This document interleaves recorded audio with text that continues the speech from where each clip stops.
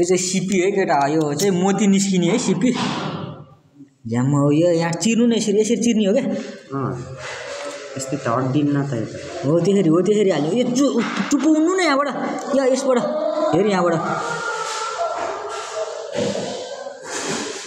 हाड खायो त यता फर्काएर यसरी यो छेउबाट फुट्छ क्या सिपी हो यो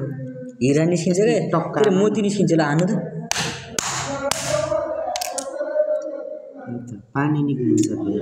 अब यसलाई फर्काउनु त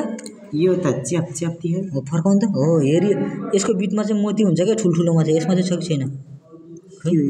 पानी होइन पकाउनु त यहाँ राख्नु त ए हेरी यसमा हुन्छ क्या यो चिर्नु त लाउनु त भुइँमा राखेर यता त चेप्टो भुँगी भन्दो रहेछ तरातिर चाहिँ होइन त्यसलाई अनि यो बिचको चिर्नु नि फेरि चक्कुले मोती छ अथवा मसिनो दाना छ मसिनो छैन यहाँ यो चिर्नु नि यसरी यो बिचमा हो त्यसमा हाकै हुने अलिक ठुलो भएपछि हुन्छ सानोमा हुन्न होला गिलो खालको मोती होइन यो केही जीव हो होइन यतातिर चेप्टो भुँगी भनेर खाँदो रहेछ क्या यो चाहिँ जनावरै हो कि त्यस्तो